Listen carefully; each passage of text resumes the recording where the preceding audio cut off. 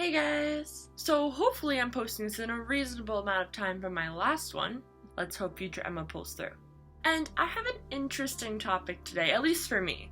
I've been getting a lot of my friends, not necessarily asexual friends, just friends in general, who we've been discussing this and I found it very interesting, so I'm going to talk about it. Most of you know, if you don't know, I'm going to say it right now. I am a demi-panromantic asexual, which means that I have no sexual attraction, but I do have romantic attraction to all genders, female, male, non-binaries, and I also need that bond, which is the demi part of it, to usually gain that romantic attraction. So, I have romantic attraction and I am asexual. However, there are aromantic asexuals and there are also biromantic asexuals, like, panromantic asexuals, a bunch of something romantic asexuals. There, it doesn't matter, it's just who you are. But we've noticed some trouble along people who identify with heteroromantic asexuals. It seems that people who are heteroromantic but are asexual are being identified as straight. While they do have heteroromantic attraction, to be quote-unquote straight, you need to have heterosexual attraction. So my friends and I were discussing this and we were talking about it, and most of us came to the same conclusion that if you are a heteroromantic asexual, you're not straight unless that's what you want to identify as. A lot of heteroromantic asexuals hate being called straight because they identify as asexual. They don't have sexual attraction, and calling them or identifying them as straight implies that they do have this sexual attraction that they really don't have. But I do know some heteroromantic asexuals who don't mind being identified as straight because they're okay with that identification. Where I've also met heteroromantic asexuals who hate being identified as straight because it's giving other people the wrong assumption. So as my friends and I continued talking about this and it grew into a bigger and bigger, deeper discussion, I honestly came flat out and spoke my mind, and that I believe that if you are okay with being identified as straight when you are a heteroromantic asexual, good for you. That's cool. I'm up for it. High fives. But if you are a heteroromantic asexual and you do not like being identified as straight, that's cool too. While most people may believe that being heteroromantic and being heterosexual involve the same attraction, they really don't.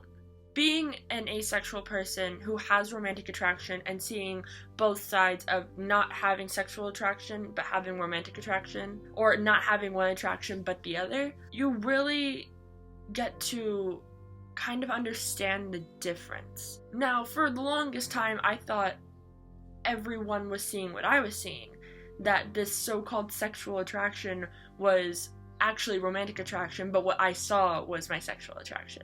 And once I discovered asexuality, realized things, started identifying as asexual, I realized that the attraction I was having was romantic and not sexual. So the easiest way I like to put it, in the simplest, blatant terms that I can, is I usually just tell people romantic attraction is people you would go on a date with, hold hands, cuddle, like, those datey, romantic-y things, while sexual attraction is more revolved around who you would have sex with or do sexual relations with or sexual things with, or who you have sexual attraction towards. And while I use sexual attraction in the definition of sexual attraction, it's because I don't understand what sexual attraction is. I still don't understand it, and my friends who do have sexual attraction have tried explaining it to me many times in simple forms that they can try to help me understand.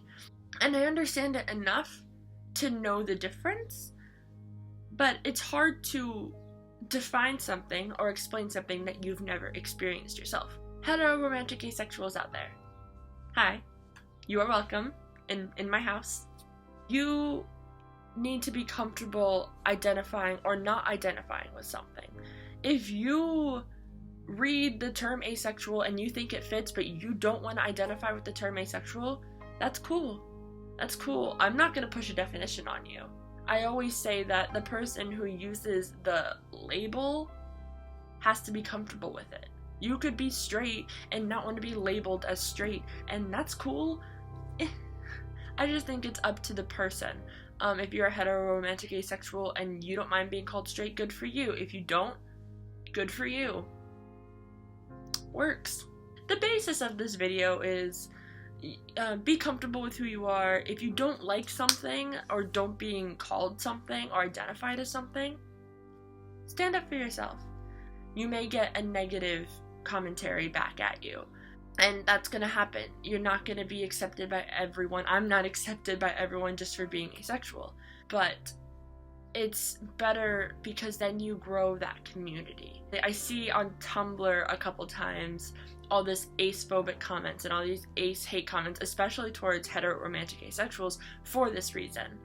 And I see all the heteroromantic asexuals and just asexuals in general, or aromantic people, or just LGBTQ plus people in general, they all come together and they fight for these people. And sometimes I feel like that's what the community is about. It's growing a family. It's really growing close to people who you identify with, or people who don't identify the same as you, but they're still cool.